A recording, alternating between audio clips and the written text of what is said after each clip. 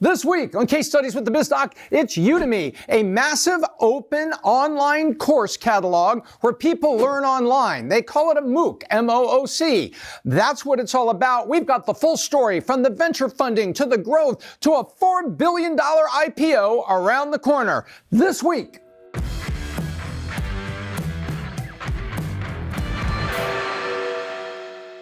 Udemy. Massive Open Online Course, MOOC, M-O-O-C. That's an industry abbreviation. You just think of it as an online education marketplace where you have a ton of courses where you can improve yourself, take a course, learn more, do more. They're selling to consumers and to businesses now, and it's really an amazing story over 10 years with an IPO around the corner. Let's start with where it was founded. The concept came in Turkey when these three guys got together and were thinking about education. Eren Bali, Gagan Biyani, and Oktay Caglar, and I hope I pronounced it correctly. The three guys got together and they were trying to make almost like a Zoom for a live visit to a classroom or live video from a classroom. They were working on that and finally decided we're going to move to San Francisco, California, to Silicon Valley, the heart of innovation, the heart of venture capital, and we're going to see what we can get there. So off to Silicon Valley they went. Let's look at the history. When they got there, they got 30 rejections. 30. And they said, let's bootstrap it. So they bootstrapped it and they created something called the Academy of You. And you can see how the Academy of You gets morphed into Udemy. That's the story on the brand. So with 30 rejections in hand, they bootstrapped a little bit, and within a few months, they had 10,000 registered users and about 1,000 interested course makers coming together. So they knew they had an ecosystem coming together, and they knew that they had a platform coming together. The ecosystem, people that want to learn more, instructors that can put it together, and people somehow are going to pay for this. So they got this little ecosystem, and then the platform was what they built to enable all that. So the platform enabled the instructors to build a course with video and PowerPoint and things together, and platform allowed someone to, like me or you, to go register and then take those courses. So with a software platform and an ecosystem defined and a business model there, they were able to find $1 million in seed shortly after they went to market with the Academy of You. Then in 2011, in October, they got $3 million Series A that included participation from 500 startups. Very interesting. Then the Series B would come at the end of 2012 for $12 million. So they've only raised $15 million. So they didn't go out and raise 50, they raised 15, 1-5. And then about a year and a half later, they have 1 million users and they get $32 million in venture funding. So now they have Insight, a very strong venture capital company from Silicon Valley supporting them, and they're at 1 million users. So you can see from moving to Silicon Valley to 1 million users, it took about 4 years. That's longer than some, but nonetheless, Udemy was now off and running. They then did a two-part Series D from the middle of 2015 in July to the middle of 2016 in June, 65 and 60. So now they've raised $125 million over the course of a year. Remember I talk about the scale of raising capital. This is 4x this, 4 times 32, 128, there they are at 125. So now you can see this is the momentum wheel where valuations start going. Well, it's very interesting. It would be 4 years before they did some debt offerings and some other things in here, but there would be 4 years before the next big venture round, which would be $50 million in February of 2020. So 17, 18, 19, 20, 4 years later, and it's a $2 billion valuation. Fantastic. Now they've at 17 million users. You know, it was 10 million users here, 17 million users here, and they added the business channel. Now you can see what's going on. Then in November, you know, there is tremendous momentum happening, which I'm going to show you in a minute. They go up and they raise another 50 million, Series F, $3.3 billion valuation. Wait, 2 billion, 3.3. And just the other day, here in the fourth quarter of 2021, as we film this, they indicate they're going to have an IPO with a $4 billion valuation. So it's 2, 3, 4 happening right here. And there's only one word for that, and that is damn. They finally hit the momentum wheel, and look at where they're happening. And right now it's 44 million users. No wonder these billion-dollar valuations came there. 10 in 17 in 2019, then 44 in 2021. Here they go. And off for the IPO. And right now, with the 44 million users, they claim that 42% of the Fortune 500 is using Udemy, 183,000 total courses, and 200 million enrollments cumulative as of 2020, the end of 2020, about 10 months ago. So, wow, look at that. Now let's step back here and look at, say, why is this happening? What happened that they suddenly got this momentum, and what you and I can learn for our businesses? Well, this started out as an individual play. One instructor makes a course, there's a price on it, there's you and me, we pay for that. That's where it was. They added a business channel, and now this is what their product portfolio looks like today. For the consumer, you and me, we could take any of the 183,000 courses and we pay by the course. A consumer subscription gives us access to maybe the 5,000 top courses, and we pay a monthly recurring revenue. In other words, we've made a contract that we'll pay once a month until the time that we cancel.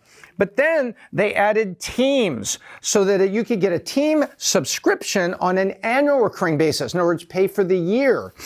Then they offer these two products for businesses.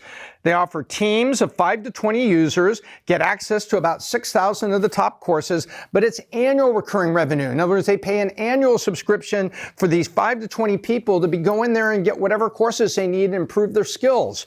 Now you can see why a business might like that. Then they get to enterprise, which is 21 users and above, and they have about 11,000 of the top courses they have access to. And again, annual recurring revenue, an annual contract.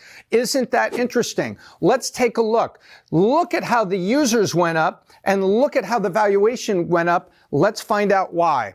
Well, these annual recurring revenues here, in the Q2 of 2019, the annual recurring revenue total was $19 million. In other words, they had $19 million, cha-ching, cha-ching, cha-ching, renewing once a year. 1 year later, in 2020, the ARR was $101 million in Q2 of 2020. So that's up 5x. Guess what? 1 year later, it's up 80%. To 182 million, Q2 of 2021, just a few months ago. Look what's happening. Annual recurring revenue. That means next year, some of that will cancel, but the rest of that's going to repeat. So I already have that much revenue in my pocket. And they said it was 2.8 billion minutes watched. So now let's look at total revenue. There's annual recurring revenue. And in 2019, they were $276 million total revenue. 2020, $429 million. And 2021, they believe it's going to be in excess of $500 million because their recent quarter they just announced was like $128 million. Well, 128 times 4 is like 512, 510, something like that. But it's over $500 million. So now you can see 276, 425, 500, ARR really taking off. What do the investors think? They think it's time for an IPO because with all the stuff happening, going to 44 million users from 17, the users are up, the ARR is up. They've gone into the business channel and it's really driving growth, and away we go. Now you can see why it went to the point that they wanted to go out for an IPO, because they've got all these things going saying, wow, look at this. 42% of Fortune 500, and a survey said that 80% of them were getting value and adding to their skills. So why wouldn't an enterprise like it? Hey, let's pay for an Udemy subscription. Let's let our people take courses in that which will improve them in the job they're in, coding, marketing, whatever it is, so they can add to their skills. And we're investing in our employees who are becoming more skilled. And boom, 42% of Fortune 500. You don't think the Fortune 500 companies, enterprises like it when they can keep and not have to go recruit a new employee for this position? They can add skills to these. Of course they love it. And they can offer it as a benefit saying, hey, when you're here, we're going to be developing you. So here we go.